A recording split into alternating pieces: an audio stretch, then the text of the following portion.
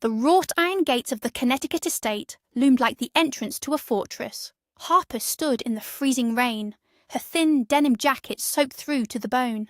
Beside her, a scruffy, three-legged dog, named Buster, let out a low whimper.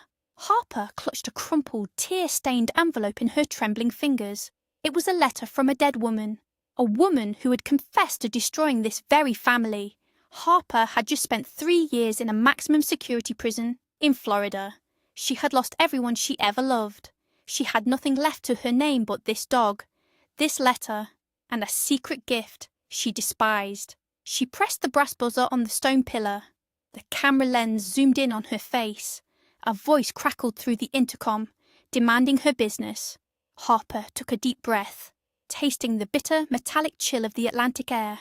She was about to step into the wreckage of a billionaire's life. She was about to risk her own soul to heal a boy she had met only once, nearly 2 decades ago. If she failed, the darkness would finally consume her. But if she succeeded, she might just find a reason to keep living. To understand how Harper ended up at the gates of a billionaire's mansion, you have to go back to the darkest hollows of the Appalachian Mountains. Harper was born in a dying coal town in West Virginia, on a night when a massive storm knocked out the power grid for good. Her father vanished. Her mother dissolved into a haze of cheap moonshine and prescription pills. Harper was rescued from that rotting trailer by her Granny Hazel, a local mountain healer who lived deep in the whispering pines. Hazel taught Harper the old ways. She taught her how to listen to the roots, how to feel the pulse of the earth, and how to heal with a single touch. But magic comes with a heavy price. Violent men brought tragedy to the cabin, taking Hazel's life and leaving Harper completely alone. Tossed into a brutal, unforgiving state orphanage in upstate New York, Harper learned to hide her light. Her journey dragged her through the gutter of a sensationalized New York television show, a desperate escape down the East Coast with a scarred Vietnam veteran, and finally to a sweltering Florida prison. Her gift had brought her nothing but pain. But inside that prison, a dying inmate made her promise to fix a broken boy named Julian, and Harper never broke a promise. The Appalachian Mountains have a way of swallowing time and burying secrets beneath layers of decaying pine needles. In the remote hollow of Black Creek, West Virginia, progress arrived late and left early. Harper was born on a freezing November night when the local power grid finally gave up the ghost. A vicious storm tore through the skeletal trees, rattling the rusted tin roof of her family's decaying trailer. Inside the suffocating room, the air tasted sharply of copper and cheap whiskey. Her father had vanished 3 months prior, chasing a rumour of construction jobs out in Kentucky. He never returned. Her mother, Sarah, was left entirely alone in the suffocating dark. The single kerosene lamp cast long, monstrous shadows against the water-stained wallpaper. Harper's first cry was drowned out by a clap of thunder that shook the very foundations of the valley. For the isolated residents of Black Creek, the permanent loss of electricity was just another insult from a world that had forgotten them. They grumbled, they cursed the politicians in Charleston, but mostly they just adapted to the misery. Wood stoves were fired up and oil lamps were dusted off. But for Sarah, the darkness was permanent and absolute. Something fragile inside her shattered that night. Harper grew up as a silent ghost in her own home, watching her mother slowly disappear into a haze of painkillers and moonshine. The hollow was a place of deep shadows and forgotten souls. It was a beautiful, unforgiving cage, reeking of damp earth and rotting leaves. By the time Harper was 3 years old, her mother had become an empty shell. Sarah moved through the cluttered trailer like a mindless automaton. She would freeze in the middle of washing dishes, staring blankly at the cracked linoleum floor for hours. The heavy scent of spilled liquor and unwashed laundry clung to everything. Harper learned to make herself invisible, surviving on stale crackers and rainwater caught in a plastic bucket. But the mountain had its own eyes. One frigid morning, the wooden door of the trailer creaked open. Standing in the threshold, backlit by the pale winter sun, was Granny Hazel. She was a legend in the hollow, a granny witch, whose name was only spoken in hushed, frightened tones. Hazel took one look at the filthy, starving child, and the comatose mother on the torn sofa. Without uttering a single word, Hazel wrapped Harper in a thick wool blanket. The old woman's hands were rough like tree bark, but they radiated a fierce, unnatural heat. Harper did not cry. She simply rested her tiny head against Hazel's shoulder, feeling an overwhelming sense of safety. They walked into the dense, foggy forest. The ancient trees seemed to part for them, their branches whispering secrets in the wind. Harper felt the oppressive gloom of the trailer vanish, replaced by the sharp, clean scent of pine resin and wet moss. She was leaving the world of the dead behind. She was entering a realm where the magic of the earth still pulsed with vibrant, untamed life. Life in Granny Hazel's isolated cabin was a revelation of sensory wonders. The small wooden structure sat on the edge of a deep ravine, surrounded by towering oaks and whispering willows. Inside, bundles of dried herbs hung from the exposed rafters, filling the air with the intoxicating aromas of sage, lavender, and sweetgrass. A massive cast-iron stove dominated the centre of the room, radiating a comforting, eternal warmth. Harper thrived in this environment. She learned the language of the forest. She learned that every living thing had a vibration, a faint hum that she could feel deep within her chest. Hazel taught her how to brew potent teas from wild ginseng and willow bark. But Harper had a gift that surpassed mere herbalism. She could see the sickness in a living creature as a dark, murky stain hovering over their physical body. One afternoon, she found a squirrel with a shattered spine near the creek. Driven by pure instinct, Harper placed her small hands over the broken animal. A surge of terrifying, brilliant energy rushed from her palms. The dark stain evaporated like mist under the morning sun. The squirrel twitched, stood up, and scampered up the nearest oak tree. Hazel watched from the porch, her wrinkled face pale with a mixture of awe and profound terror. The old woman knew that such a pure, immense power would act as a beacon. It would attract the desperate, the greedy, and the wicked. The world was rarely kind to walking miracles. The first intrusion into their sanctuary happened on a sweltering July afternoon. The cicadas were screaming in the trees when a luxury SUV, completely out of place on the rugged dirt road, pulled up to the cabin. A desperate, wealthy man named Thomas stepped out. He was carrying a young boy strapped to his back. The boy, Julian, looked to be about 7 years old. His legs dangled uselessly, encased in heavy metal braces. Thomas had heard rumours of a mountain healer who could work miracles. He begged Hazel to help his son, offering stacks of $100 bills. Harper hid behind a stack of firewood, watching the scene unfold. She felt a sharp, sympathetic pain in her chest when she looked at Julian.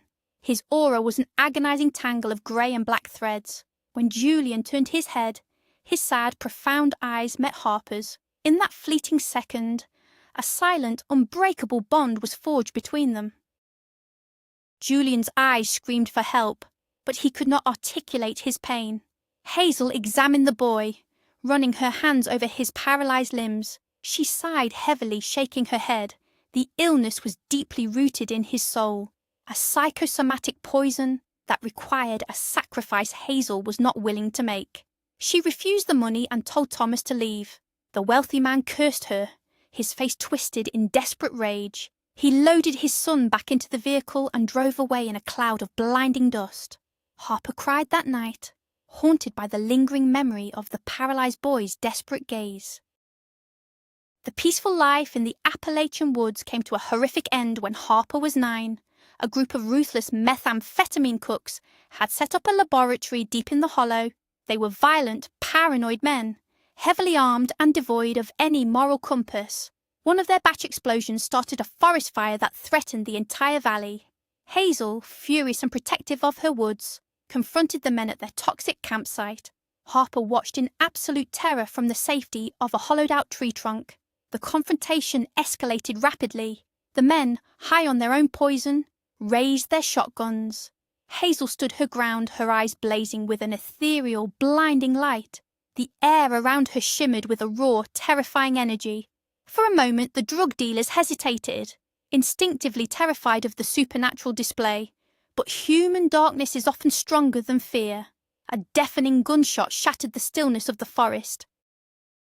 Hazel fell to the damp earth, her blood staining the vibrant green moss. The men fled in panic, leaving the fire to rage. Harper crawled out of her hiding place, her small body trembling uncontrollably. She pressed her hands against Hazel's bleeding chest, desperately trying to channel her healing energy. But death is a boundary even miracles cannot cross. Hazel smiled weakly, wiping a tear from Harper's soot-stained cheek. She whispered a final cryptic blessing before her eyes went glassy. The forest wept, the trees groaned in the wind. Harper's world went entirely, brutally dark. The authorities found Harper wandering the smoky ruins of the forest 3 days later.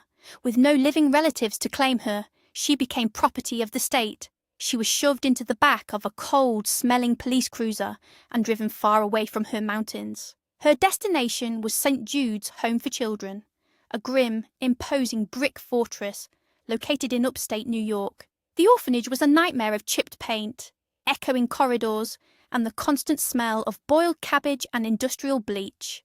The facility was run by Director Higgins, a bitter, calculating woman who viewed the orphans as mere numbers on a state funding spreadsheet. Harper was assigned to room 42, a damp, drafty cell she shared with 3 older, aggressive girls. They instantly recognized her vulnerability, her Appalachian accent, her ragged clothes, and her haunting silence made her the perfect target. They stole her meager rations, poured cold water on her thin mattress, and whispered cruel threats in the dead of night. Harper retreated deep into her own mind, shutting out the physical abuse. She felt utterly disconnected from her body.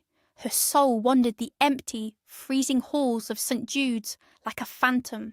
The vibrant, colourful auras she used to see around living things were now replaced by dull, suffocating greys. She believed her gift had died alongside Granny Hazel. She was nothing more than a discarded piece of trash, waiting for the endless years to pass in this cold, concrete purgatory. Salvation came in the unlikely form of Arthur, the orphanage's massive, terrifying janitor. Arthur was a Vietnam veteran. A horrific explosion during the war had left him with a ghastly, jagged scar that stretched from his left eyebrow down to his jawline. He was missing his right eye, covering the empty socket with a black leather patch. Standing at 6'5", he moved with a heavy, intimidating limp. The children were terrified of him. They called him a monster and ran when they heard his heavy boots echoing down the halls. But Harper saw beyond his terrifying exterior. Her dormant vision flickered back to life when she looked at Arthur. Beneath the scars and the scowl, she saw a magnificent golden aura. It was a soul overflowing with profound sadness and gentle kindness. One freezing January evening, Harper snuck down into the sweltering boiler room to escape her bullies. The room roared with the deafening sound of the massive furnace. Arthur was shoveling coal, his muscles straining under a sweat-soaked grey shirt. He stopped when he saw the frail girl shivering in the doorway. He didn't yell. He simply walked over to a battered metal cabinet, pulled out a clean thermal blanket, and draped it over her trembling shoulders. He handed her a chip mug filled with hot, bitter black tea. They sat in comfortable silence, staring into the roaring orange flames of the furnace. In that fiery glow, Harper finally found her first friend in this cruel, foreign world. Arthur's boiler room became Harper's only sanctuary. Every night, after the harsh fluorescent lights of the dormitories were extinguished, she would slip down the concrete stairs. Arthur was not a man of many words, but he slowly opened up to the quiet Appalachian girl. His voice was a deep, gravelly rumble. He told her about the steaming jungles of Vietnam, the deafening roar of helicopters, and the absolute hell of being a prisoner of war. But his deepest pain was not the war. It was his daughter, Lily. When Arthur finally returned to American soil, he was a broken, unrecognizable man. His wife had succumbed to alcoholism, unable to cope with the trauma. Lily had been taken by Child Protective Services and vanished into the foster care system.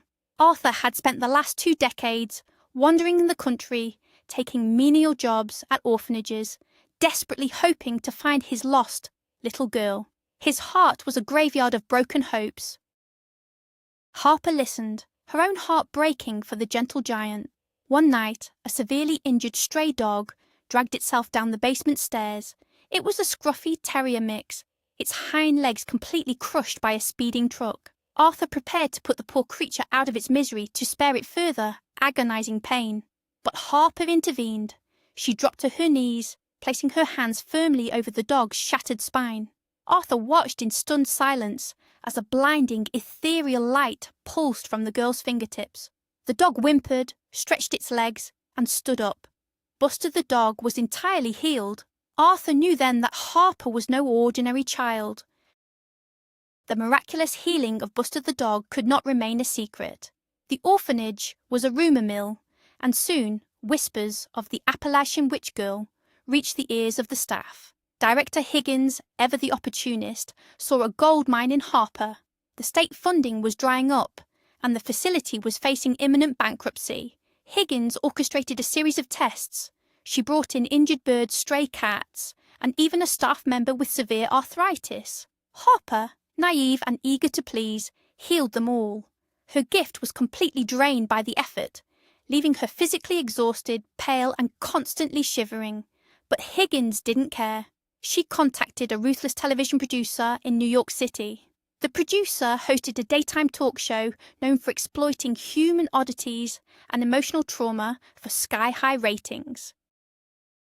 Before Harper knew what was happening, she was shoved into a rented limousine alongside Higgins and a heavily sedated Buster. The towering skyscrapers of Manhattan terrified her. The noise, the chaotic energy, the millions of frantic, overlapping auras overloaded her sensitive mind. She felt her soul being crushed by the immense weight of the concrete jungle. She was dragged into a freezing television studio, blinded by agonizingly bright spotlights. A live studio audience cheered and jeered like a Roman mob. The slick, smiling host pushed a dying, emaciated golden retriever onto the stage and shoved a microphone into Harper's trembling face. He demanded a miracle on live national television. Harper stared at the dying dog on the brightly lit stage. The studio audience was a sea of hungry, expectant faces. The host's smile was a predatory sneer.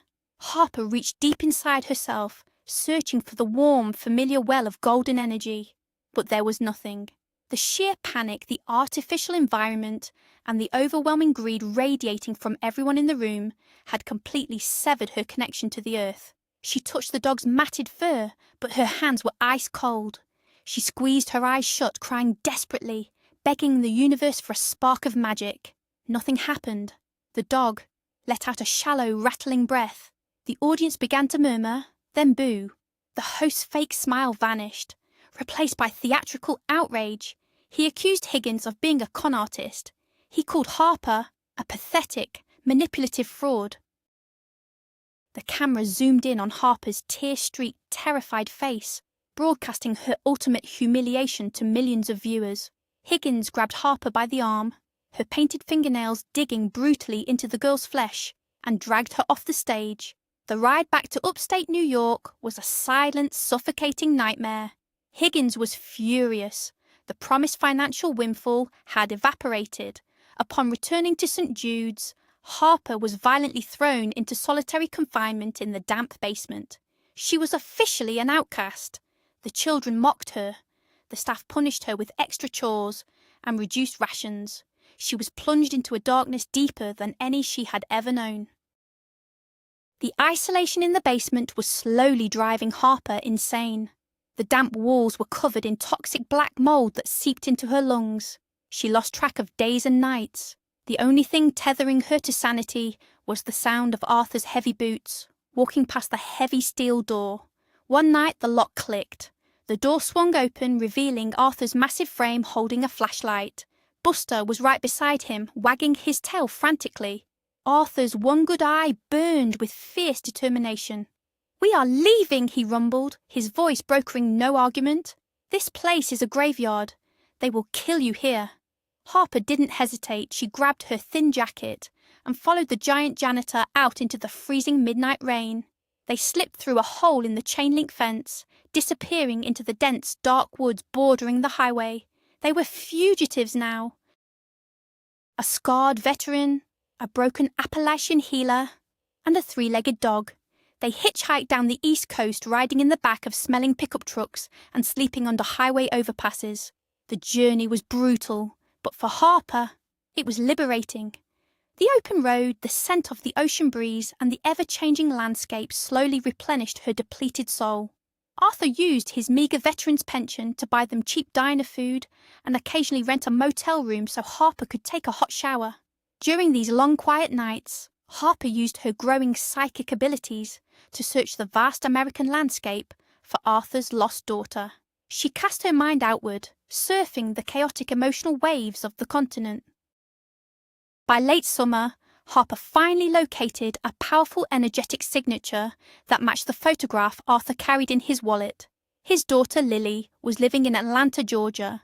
She was not a lost, destitute victim of the foster system.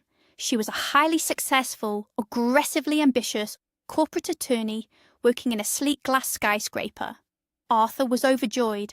He spent his last few dollars buying a slightly worn but clean suit from a thrift store. He shaved his rugged beard and tried his best to hide his terrifying facial scar. They took a Greyhound bus into the sweltering, chaotic heart of Atlanta. Arthur left Harper and Buster in a dusty park while he walked into the towering corporate headquarters. Harper sat on a wooden bench, her stomach twisted in knots of pure dread. Her psychic senses warned her of impending devastation.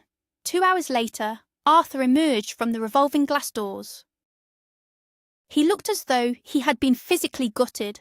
His broad shoulders sagged, and his face was ashen. Lily had entirely rejected him. She had security escort him out of the lobby.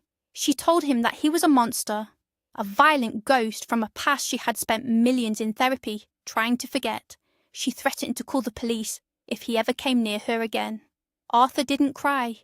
He simply sat down next to Harper, staring blankly at the roaring city traffic. His heart, which had survived the jungles of Vietnam and decades of loneliness, had finally, completely shattered. They could not stay in Atlanta. The city was a suffocating monument to Arthur's ultimate failure. They boarded another bus, heading further south, fleeing the pain. They ended up in Appalachian, a humid, forgotten fishing town on the Florida Panhandle. The air here was thick with the smell of salt spray, rotting oysters, and blooming jasmine. They managed to rent a dilapidated, mosquito-infested shack on the edge of the murky bayou. The shack was owned by Miss Mabel, a chain-smoking, foul-mouthed woman in her late 60s who possessed a surprisingly sharp business acumen. Miss Mabel took one look at the scarred giant, the quiet girl, and the crippled dog, and charged them triple the normal rent. Arthur found grueling, back-breaking work at the oyster processing plant. He stood for 14 hours a day, shucking oysters until his hands were bloody and raw. He was attempting to work himself to death, trying to outrun the agonizing memory of his daughter's cruel rejection. Harper saw the immense physical toll the work was taking on him. His injured leg swelled to twice its normal size, and his breathing grew shallow and ragged. She had to help him. Miss Mabel had a sister who suffered from severe dementia, screaming and hallucinating in a back room. Harper struck a desperate bargain with the greedy landlady. If Harper could cure the sister's madness, Miss Mabel would let them live in the shack completely rent-free. It was a terrifying gamble, testing the absolute limits of Harper's psychic boundaries. Curing dementia was fundamentally different from healing a broken bone. It required Harper to physically enter the chaotic, terrifying labyrinth of a deteriorating human mind. For 3 agonizing nights, Harper sat beside the screaming old woman. She placed her hands on the woman's burning temples and plunged her own consciousness into the dark void. It was a battlefield of fragmented memories, terrifying shadow creatures, and emotional shrapnel. Harper absorbed the woman's mental rot into her own body. By the morning of the 4th day, the sister woke up perfectly lucid, her mind sharp and clear for the first time in a decade. Miss Mabel was completely paralyzed with shock, but Harper paid a horrific price. She collapsed, bleeding from her nose, her entire body seized by violent tremors. The dark energy she had absorbed nearly killed her. Miss Mabel, realizing the incredible financial potential of Harper's gift, suddenly became their best friend. She transformed the Bayou Shack into a clandestine clinic. Word spread rapidly through the criminal underworld and the desperate back channels of the Florida Panhandle. People who could not go to a hospital, fugitives, smugglers, desperate mothers, began arriving in the dead of night. They brought wads of cash, stolen jewelry, and pure desperation. Miss Mabel managed the money, counting the bills with greedy satisfaction. Arthur tried to stop it, arguing furiously with the landlady. He saw that every healing session chipped away at Harper's life force, but Harper insisted. She wanted to provide for Arthur. She wanted to give him a comfortable life. It was a noble, foolish, and ultimately fatal mistake. The clandestine healing business flourished for 2 brutal years. Harper turned 18, but her eyes held the exhaustion of a woman who had lived for a century. The shack was renovated into a secure compound, surrounded by high fences and guard dogs. Miss Mabel bought a new car and draped herself in cheap gold jewelry.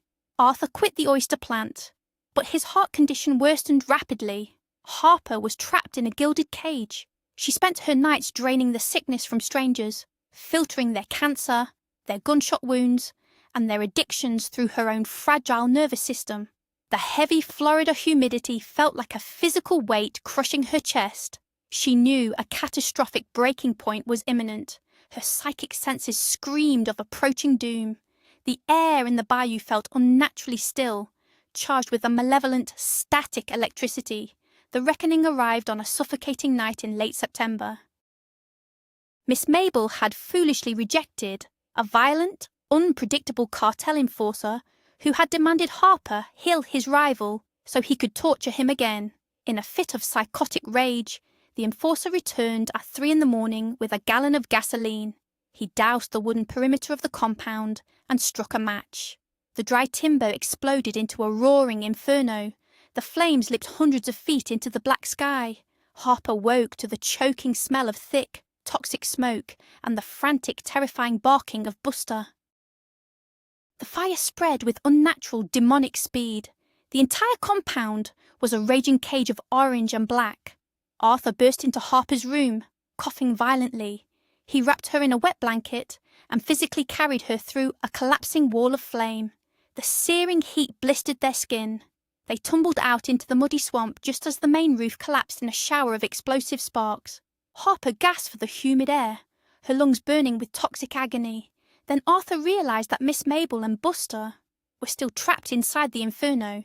Before Harper could scream, the giant man turned and sprinted back into the roaring blaze. Harper lay in the mud screaming his name until her vocal cords tore. Minutes stretched into absolute eternity.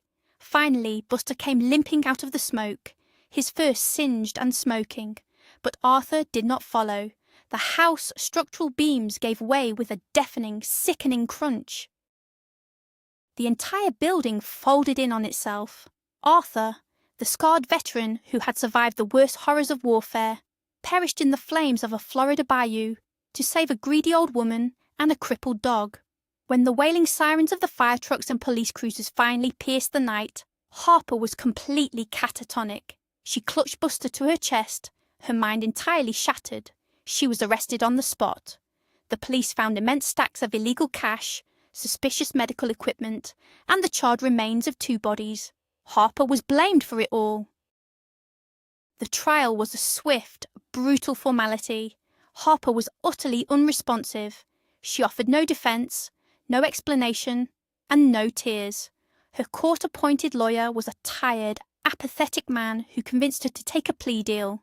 She was convicted of illegal medical practice, tax evasion, and involuntary manslaughter.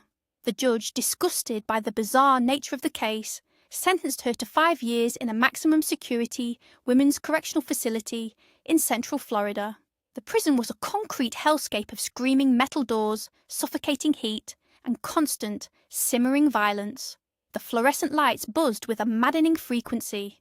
Harper was assigned to Cell Block D, a notorious unit housing the most violent and unpredictable inmates. But something profound shifted within Harper when she walked into the general population.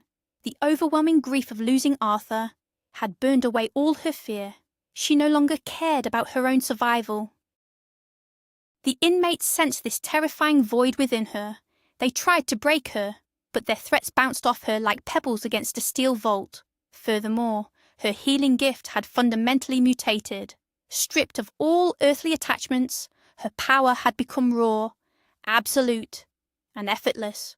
When a prison gang cornered a young girl in the showers, stabbing her repeatedly with a sharpened toothbrush, Harper stepped in. She didn't fight, she simply placed her bloody hands on the dying girl's chest. In front of 20 screaming, terrified convicts, the deep puncture wounds sealed themselves shut. The bleeding stopped instantly. From that day on, Harper was no longer an inmate. She was a living, breathing god within the prison walls. Harper's reputation in the prison elevated her to a status of untouchable reverence. The guards looked the other way, terrified of her unexplainable power. The most hardened gang leaders brought her extra food and guarded her cell at night.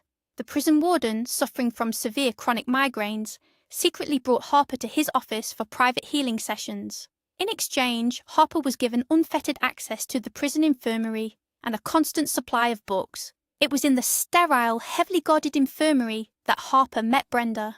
Brenda was a woman in her late 40s, completely ravaged by advanced drug-resistant tuberculosis. She was a skeleton covered in sallow skin, coughing up blood into a plastic basin.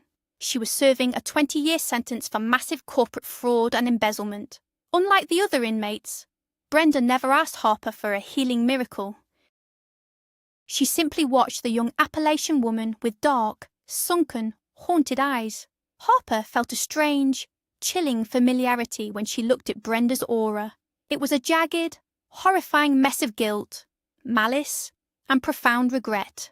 For months, they existed in silent proximity. Harper would hold Brenda's trembling hand during the worst coughing fits, easing the agonizing pain in her lungs without attempting to cure the incurable disease. Brenda was dying, and her soul was tethered to the earth by a massive, unresolved sin. She was desperate to confess before the final darkness took her. One humid night during a violent thunderstorm that rattled the barred windows of the infirmary, Brenda finally broke her silence. Her voice was a wet, rattling wheeze. She grabbed Harper's wrist with surprising, desperate strength. "I don't want you to heal me," Brenda gasped, blood staining her pale lips. "I deserve this hell. I built it with my own 2 hands." Harper leaned in close, the smell of antiseptic and death heavy in her nostrils. Brenda confessed her life story. She had been married to a brilliant, wealthy boat designer named Thomas. They had a beautiful son named Julian. But Brenda was consumed by a demonic, insatiable greed. She became addicted to heroin and power. She orchestrated a massive, ruthless corporate coup to destroy her husband's company and steal his fortune, conspiring with his worst enemies. The stress, the betrayal, and the toxic environment completely shattered their young son. Julian suffered a catastrophic psychological collapse. His legs became entirely paralyzed. The doctors could find no physical cause. It was a psychosomatic trauma, a physical manifestation of his mother's monstrous betrayal. "Thomas lost everything," Brenda sobbed, tears cutting through the grime on her face. "But Julian lost his life. He has been in a wheelchair for 18 years because of me. The guilt is eating me alive." Harper's blood ran completely cold.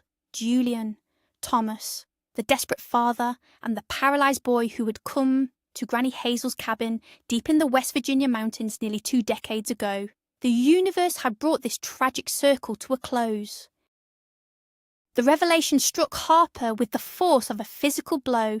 The boy whose desperate eyes had haunted her dreams for 18 years was the son of the dying woman clutching her wrist.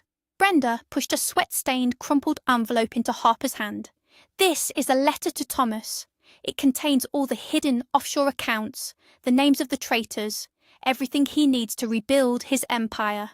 But more importantly, it is my full confession. He needs to know that Julian's paralysis is my fault, not his." Brenda began to cough violently, her entire frail body convulsing on the steel cot. The monitors began to blare a frantic, high-pitched warning. "Promise me," Brenda wheezed, her eyes rolling back in her head. "Promise me you will find them.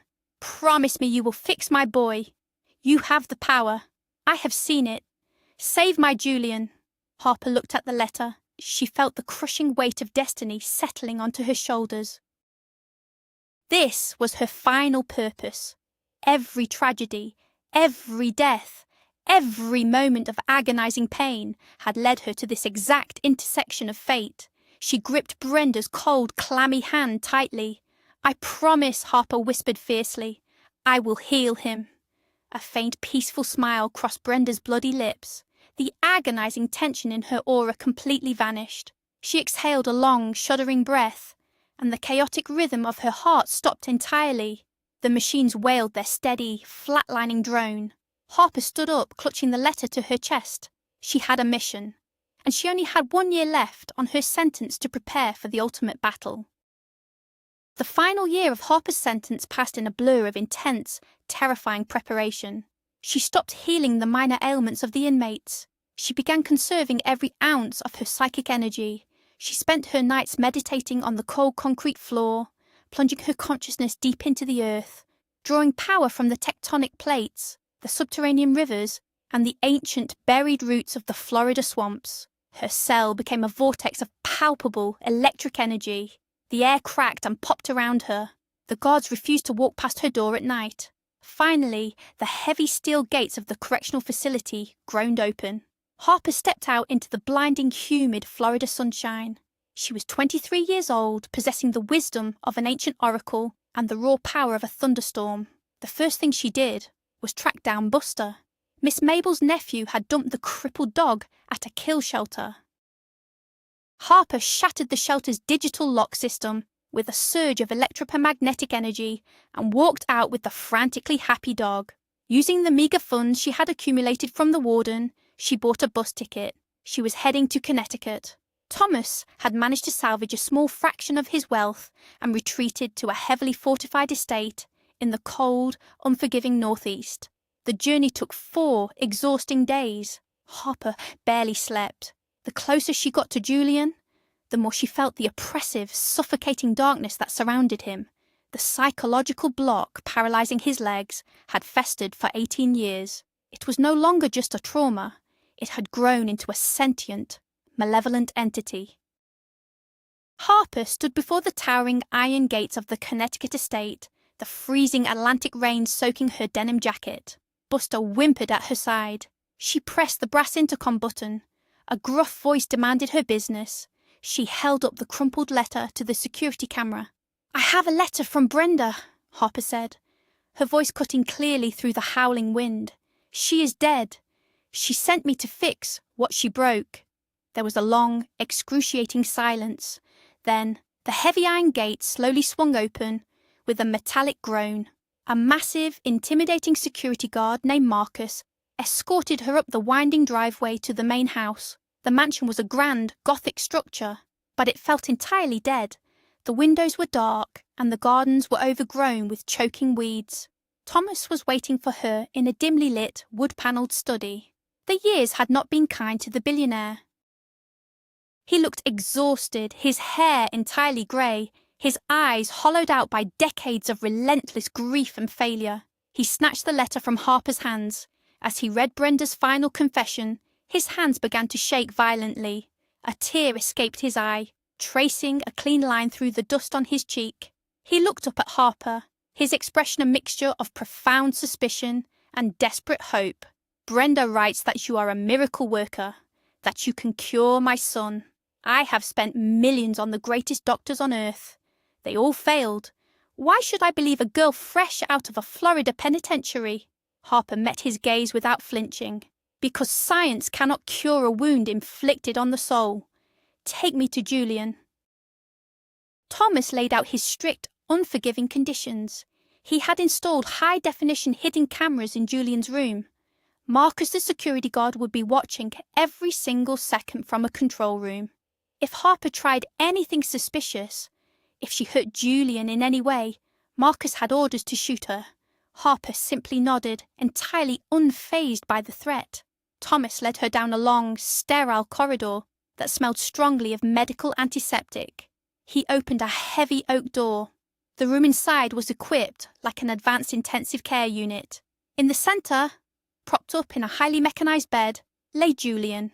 He was a handsome young man, but his body was tragically emaciated. His legs were thin and atrophied beneath the thick wool blankets. He was reading a thick book on astrophysics. When he heard the door open, he slowly raised his eyes. The moment his gaze locked onto Harper, the heavy, depressive atmosphere in the room completely shattered. Julian gasped, dropping his heavy book onto the floor. His eyes widened in absolute shock and immediate recognition. The 18 years vanished in an instant. He wasn't seeing a scarred ex-convict. He was seeing the small, hauntingly beautiful girl in the Appalachian cabin, the girl whose profound eyes had offered him his only moment of true solace. "It's you," Julian whispered, his voice trembling with an emotion he hadn't felt in decades. "The girl from the mountain." Thomas stared in absolute shock. He had completely forgotten the desperate trip to the West Virginia Hollow, but Julian had not. That memory was the only beacon of light in his dark, paralyzed existence. The immediate powerful connection between Harper and Julian terrified the dark entity that had colonized his nervous system. Harper felt a sudden freezing drop in the room's temperature. The shadows in the corners seemed to lengthen and writhe. The trauma was fighting back. Thomas left the room, his mind reeling, leaving Harper alone with Julian under the watchful eye of the hidden cameras. Harper sat in a chair beside the mechanized bed. She didn't attempt to use her magic right away. Instead, she talked. For 3 days, she simply sat with Julian. She told him the brutal, honest story of her life. She told him about Granny Hazel, the horrific orphanage, the death of Arthur in the roaring Florida fire, and his mother's final, desperate confession in the prison infirmary. Julian listened, crying silently for the horrific pain this beautiful woman had endured. In turn, he spoke of his own silent prison. He spoke of the terrifying day his mother destroyed his father, the shouting, the breaking glass, and the sudden, horrific realization that he could no longer move his legs. He had locked his own body down to prevent himself from ever walking away from his father. It was a misguided, tragic sacrifice of a traumatized child. By speaking the truth out loud, the hardened shell of his trauma began to fracture. Harper could see the dark, toxic aura around his spine start to thin and pulsate. But it was not enough. The roots of the psychological paralysis were wrapped tightly around his spinal cord. Removing them would require an explosive, potentially lethal transfer of energy. On the evening of the 7th day, a massive storm battered the Connecticut coast. Lightning continuously illuminated the dark, Gothic windows of the mansion. Thunder shook the heavy stone walls. Harper knew the moment had arrived. The atmospheric energy was peaking. She stood up and locked the heavy oak door from the inside. In the security room, Marcus immediately leaned forward, his hand hovering over the panic button. Harper walked over to Julian's bed. She looked deep into his eyes. "This is going to hurt," she whispered, her voice barely audible over the roaring thunder. "You have to let the pain go, Julian. You have to forgive your mother. You have to forgive yourself." Julian nodded, his jaw clenched in absolute determination. Harper did not just place her hands on him. She physically climbed onto the bed, wrapping her arms around his emaciated torso. She pressed her chest against his, aligning her racing heart with his slow, rhythmic pulse. In the security room, Marcus yelled into his radio, drawing his weapon and sprinting down the corridor. Harper closed her eyes and detonated the massive reservoir of psychic energy she had been storing for a year. A blinding, impossible wave of golden light exploded from her body. The electrical monitors in the room violently short-circuited in a shower of sparks. The light was so intense, it completely whited out the hidden camera feeds. Marcus hit the oak door with his shoulder, but the wood held firm, reinforced by an invisible, electromagnetic shield. Inside the blinding vortex of energy, Harper plunged her consciousness into Julian's shattered nervous system. She didn't just see the darkness, she felt it. It was a writhing, screaming mass of pure agony and terror. It lashed out at her, burning her soul, trying to infect her with 18 years of accumulated despair. Harper screamed, blood pouring freely from her nose and ears. But she did not let go. She forced the golden Appalachian earth magic deep into his spinal cord. She envisioned the giant oaks of her childhood, their massive roots cracking solid stone. She became the storm. She grabbed the dark, toxic entity choking his spine and violently ripped it out. The backlash was instantaneous and devastating. The dark energy slammed into Harper's own body. She absorbed the entire weight of Julian's paralysis. Suddenly, the blinding light vanished.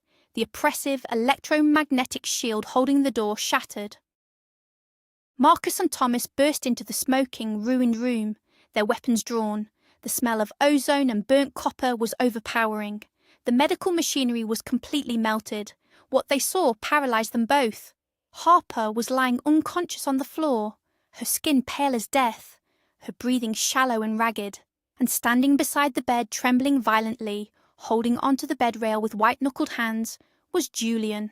He was standing on his own 2 feet, for the first time in 18 agonizing years. He was weeping hysterically, staring down at his legs in absolute, mind-shattering disbelief.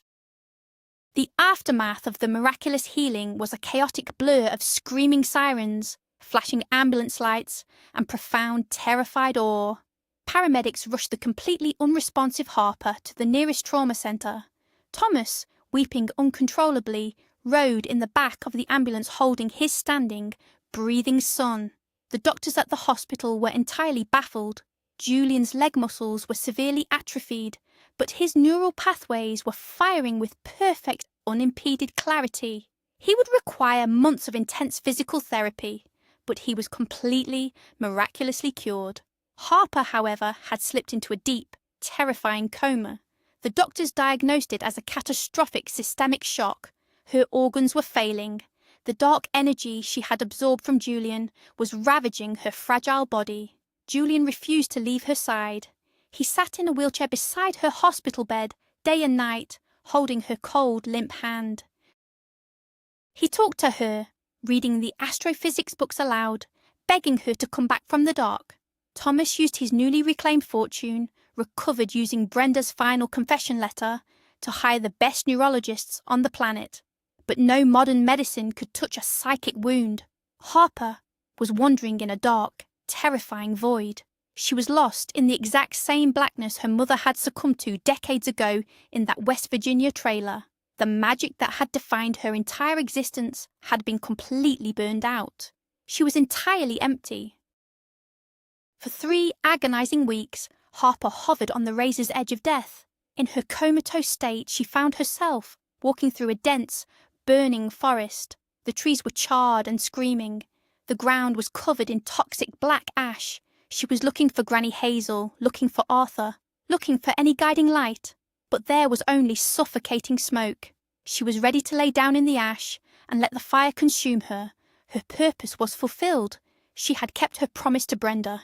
She had saved the boy. There was no reason left to fight. But suddenly, the dark, burning clouds above her parted. A beam of warm, golden sunlight pierced the gloom. She heard a voice calling her name. It wasn't Hazel or Arthur. It was Julian. The sound of his voice was an anchor, heavy and real, plunging into the chaotic void. She felt a strong, warm hand grip hers. In the hospital room, Julian had struggled out of his wheelchair. His legs were shaking violently, causing him immense physical pain. But he stood beside her bed, leaning his entire weight onto the mattress, and pressed his forehead against hers. "Come back to me, Harper," he whispered, his tears falling onto her pale cheeks. "You saved my life. Now let me save yours.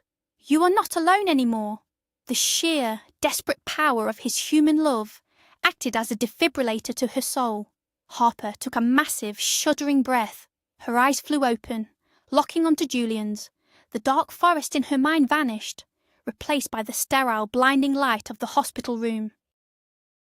Harper's physical recovery was a slow, grueling process, but her spirit was entirely reborn. The doctors were astounded by her rapid cellular regeneration. Within 2 months, she was walking the hospital corridors, leaning heavily on Julian's arm. They were healing together, their physical and emotional rehabilitation inextricably linked. But Harper noticed something profound and terrifying. When she looked at the nurses, the doctors, or even Julian, she saw absolutely nothing. The vibrant, colourful auras were gone. The hum of the earth was completely silent. The miraculous healing energy that had defined her entire tragic life had been permanently extinguished in that final, explosive surge. She was completely, entirely normal. At first, the loss of her gift felt like a phantom limb, a terrifying, silent emptiness. But Julian held her through the panic attacks. He reminded her of the horrific price that magic had extracted from her. It had cost her Granny Hazel, Arthur, and nearly her own life. The loss of her power was not a punishment. It was her ultimate liberation. She was no longer a tool for the desperate, a target for the greedy, or a sacrificial lamb. For the first time in her 23 years, she was just Harper. Thomas welcomed her into his home, not as a miracle worker, but as the woman who had returned his son to him. He treated her like a daughter. Buster the dog, fat and happy, ruled the sprawling Connecticut estate with 3 legs and a wagging tail. 2 years after the storm that changed everything, the Connecticut estate was a place of vibrant, joyous life. Thomas had completely rebuilt his boating empire, designing revolutionary, eco-friendly yachts. Julian had graduated with a degree in marine engineering, walking confidently across the stage to accept his diploma. Harper and Julian were married in a small, private ceremony in the estate's blooming gardens, but Harper's heart still held a quiet, longing echo for the mountains. For their honeymoon, they did not go to Paris or the Maldives. They drove a heavily loaded truck down to the forgotten hollow of Black Creek, West Virginia. Using Thomas's immense wealth, they bought the entire valley. They cleared the toxic ruins of the methamphetamine labs. They rebuilt Granny Hazel's wooden cabin exactly as Harper remembered it, planting fresh sage, lavender and sweetgrass around the wide porch. They established a foundation that provided free, state-of-the-art medical care and addiction rehabilitation to the forgotten residents of the Appalachian Mountains.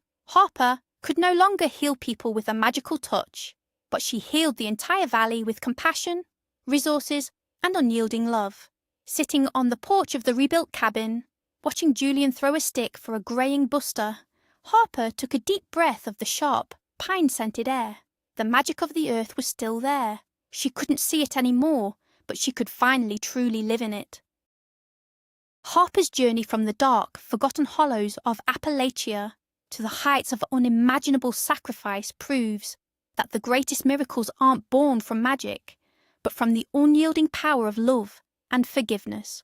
By surrendering her supernatural gift, she finally gained the one thing she had been denied her entire life, a true, loving home. The trauma of the past was finally laid to rest, replaced by the steady, beautiful rhythm of an ordinary life. Thank you so much for listening to this incredible story of redemption. If Harper's journey touched your heart, please hit that like button, subscribe to our channel for more cinematic stories, and leave a comment below. What would you have done if you possessed Harper's dangerous gift? Would you risk it all to save a stranger? Let us know.